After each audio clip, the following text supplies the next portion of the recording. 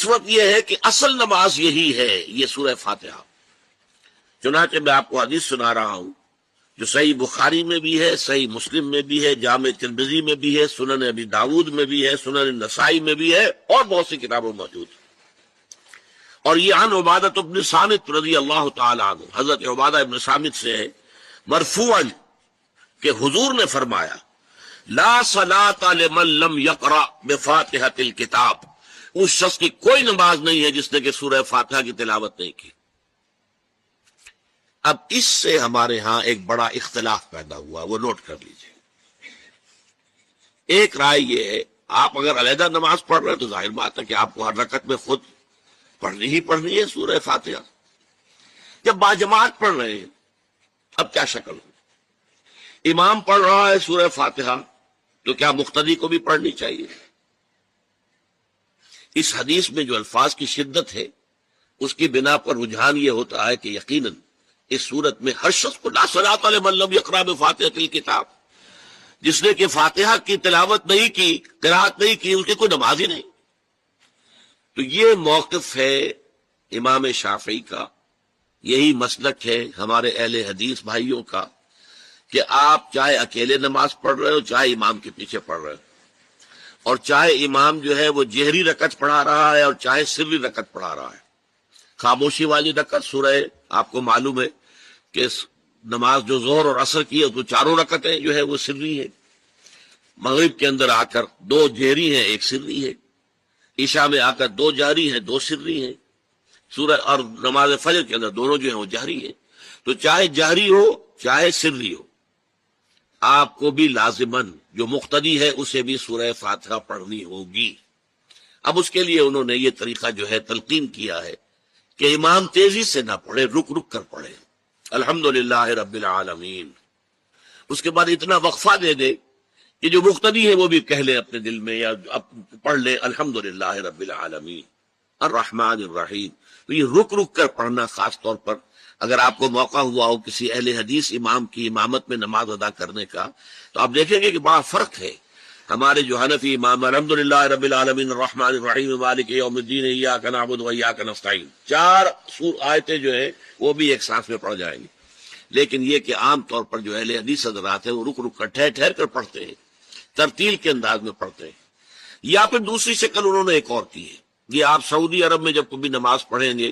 اور آپ پڑھی ہو آپ نے تو وہاں آپ دیکھیں گے کہ امام جو ہے وہ سورہ فاتحہ پڑھنے کے بعد کوئی 1 منٹ جو ہے خاموش رہتا ہے، تاکہ آپ اب جو مقتدی ہیں وہ اس وقفے میں وہ اب سورہ فاتحہ پڑھ لیں، پھر وہ قرات کرے گا، کوئی اور آیات اس نے شامل کرنی ہے تو بعد میں شروع کرے گا، درمیان میں وقفہ ہوگا۔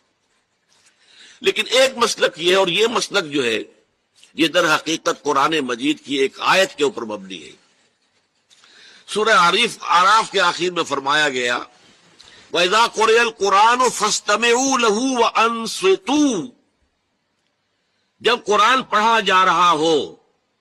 تو توجہ سے اسے سنو، خود خاموش رہو۔ اب یہ قرآن مجید کی آیت ہے، اس کے بنا پر ایک رائے یہ ہے کہ آپ امام کے پیچھے سورہ فاتحہ نہیں پڑھیں گے، پڑھا جا رہا ہے سنو اس کو، خود خاموش رہو۔ اور اس کے لیے وہ دلیل دیتے ہیں کہ یہ شکل ایک وفد کی سی ہے، جیسے کسی بڑی شخصیت کے پاس اگر آپ کا کوئی وفد جاتا ہے، 8-10 افراد ہیں، ان میں اسپوکس مین ایک ہوتا ہے، وہ بات کرتا ہے، باقی سب لوگ موجود رہتے ہیں، سنتے ہیں۔ اسی طریقے سے امام جو ہے وہ گویا کہ آپ کا نمائندہ ہے، اور وہ پڑھ رہا ہے الحمدللہ رب العالمین الرحمن الرحیم مالک یوم الدین، تو امام کی قرات ہی آپ کی بھی قرات ہو گئی۔ گویا کہ اس آیت سے، اس حدیث سے اختلاف نہیں ہے، اس کی تعبیر سے اختلاف ہے کہ امام کا قرات کر لینا در حقیقت مقتدیوں کی طرف سے بھی قرات ہے۔ اس میں جو حنفی مسلک ہے وہ بہت سخت ہے، اور وہ یہ ہے کہ چاہے سری نماز ہو اور چاہے جہری ہو، ہر کسی بھی حالت میں مقتدی جو ہے وہ سورہ فاتحہ نہیں پڑھے گا۔ اب اس میں ذرا سا سوال پیدا ہوتا ہے کہ جہری رکعت میں تو اس آیت کا اطلاق ہو جائے گا کہ وَإِذَا قُرِئَ الْقُرْآنُ فَاسْتَمِعُوا لَهُ وَأَنصِتُوا، سری میں تو اس آیت کا اطلاق نہیں ہوتا۔ بہرحال یہ مسلک ہے امام شافعی کا، ایک انتہا پر ہے، ہر صورت میں سری ہو یا جہری ہو آپ کو پڑھنی ہی پڑھنی ہے۔ اور امام ابو حنیفہ دوسری انتہا پر ہیں کہ چاہے سری ہو چاہے جاری ہو کسی شکل میں نہیں پڑھنا۔ امام مالک کا مسلک ہے درمیان میں، اور میں اس میں کوئی جھجک محسوس نہیں کرتا کہ میں آپ کے سامنے عرض کر دوں کہ میں اس پر عمل پیرا ہوں۔ وہ کیا ہے؟ جہری نماز میں خاموش رہو اور سنو، اس آیت کا اطلاق ہو جائے گا جب بلند آواز سے پڑھ رہا ہے امام تو پوری توجہ، فاستمعوا لہ، اپنی پوری توجہ کو اس کے سننے کے اوپر مرکوز کر دو اور خود خاموش رہو۔ سری رکعت میں البتہ جبکہ وہ بھی خاموشی سے پڑھ رہا، آپ بھی خاموشی سے پڑھ رہے۔ بہرحال ان چیزوں میں نے یہ سب کو بیان کیا ہے تو اس سے جو میرا مقصود ہے وہ یہ ہے کہ معلوم ہو جائے کہ اس میں کوئی بڑی بنیادی بات نہیں ہے، نہ یہ کہ جو حنفی ہیں وہ اس حدیث کا انکار کرتے ہوں کہ لا صلاۃ لمن لم یقرأ بفاتحۃ الکتاب، کیسے وہ انکار کریں گے؟ اور نہ ہی کوئی جو حنبلی ہے یا اہل حدیث ہے وہ قرآن کی اس آیت کا اختلاف سے جو ہے وہ اختلاف کر سکتا ہے کہ اذا قرئ القرآن فاستمعوا لہ وانصتوا، لیکن یہ کہ اس کے پھر اس سے جو احکام کا استنباط ہے اس میں اختلاف ہو جاتا ہے، تو اس کو نہیں سمجھنا چاہیے کہ یہ کوئی بہت بڑی اہمیت والی بات ہے۔ بات کہ جو فرض نماز ہے اصل اہمیت اس کی ہے، ہمارے ہاں عام طور پر مذہبی حلقوں میں اور خاص طور پر جو ذرا متصوفانہ انداز کے رنگ کے لوگ ہوتے ہیں وہ فرض کو تو بس ایسے ہی ادا کر لیتے ہیں کہ جیسے بس اس کی کوئی اہمیت نہیں ہے، بلکہ بعض لوگ وہ بھی ہیں کہ جو فرض کو ترک کر دیتے ہیں، نوافل پر سارا زور ہے، صرف رات کی نماز پر زور دیا جا رہا ہے، فرض نمازوں، یہ ہم نے دیکھے ہیں ایسے لوگ، بالفعل دیکھے۔ یہ تمام چیزیں جو ہیں در حقیقت اس پھر راہ نبوت سے انسان کو ہٹا دینے والی۔ فرض کتنا فرض، نفل کتنا نفل۔ نوافل کے بارے میں جو ہے شریعت سے ثابت ہے، وہ تہجد بھی نافلۃ لک، حضور کے لیے تو لازم تھی، باقی کے لیے لازم نہیں ہے۔ جو قیام اللیل شروع میں تھا وہ لازم نہیں ہے، ہاں رمضان مبارک میں اس کی تشویق ہے، ترغیب ہے، وہ خاص ایک مہینہ ہے، اس میں دن میں کھانا پینا جو ہے وہ حرام کیا گیا، تو رات کو 2/3 رات یا 1/3، کم سے کم 1/3 رات جاگو اللہ کے قرآن کے ساتھ، اللہ کی کتاب کے ساتھ۔ تو یہ اصل میں جو توازن ہے یہ جو ہے بہت ضروری ہے۔ ارأیت اذا صلیت الصلوات المکتوبات، حضور آپ نے دیکھا، غور فرمائیے کہ اگر میں جو فرض نمازیں ہیں وہ ادا کر، اب مثلا ایک حدیث مجھے اور یاد آئی، فرض نماز کی اہمیت کو بیان کرنے کے لیے حضور نے فرمایا جس شخص نے عشاء کی نماز بھی جماعت کے ساتھ ادا کی اور پھر فجر کی نماز بھی جماعت کے ساتھ ادا کی، اس کے لیے پوری رات کا قیام لکھ دیا جائے گا۔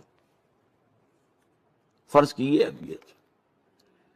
تو اذا صلیت المکتوبات، صلوات المکتوبات وصمت رمضان، اور میں روزہ بھی رمضان کے روزے رکھ لوں، باقی روزہ رکھنا آپ کی مرضی پر ہے، رکھیں ٹھیک ہے، لیکن وہ لازم نہیں ہے۔ نجات کے لیے لازم جو بیس لائن ہے وہ جو عبادات فرض،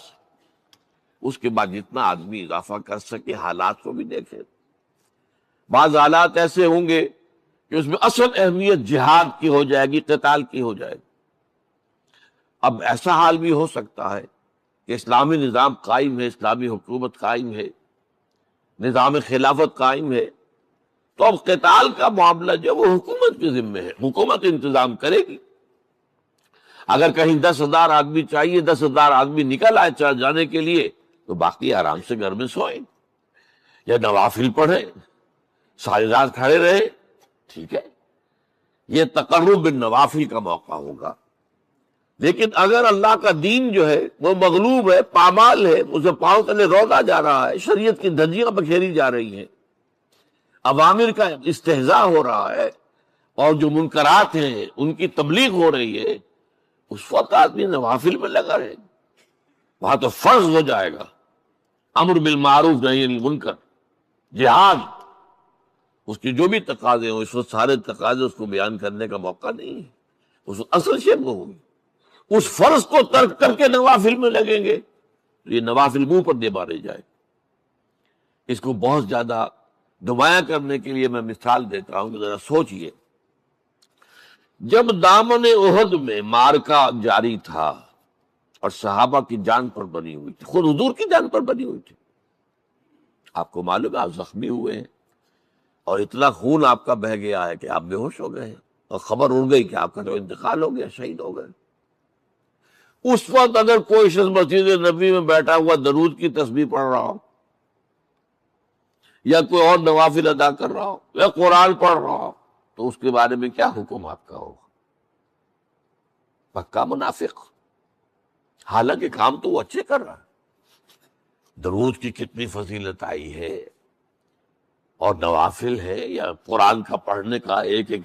حرف کا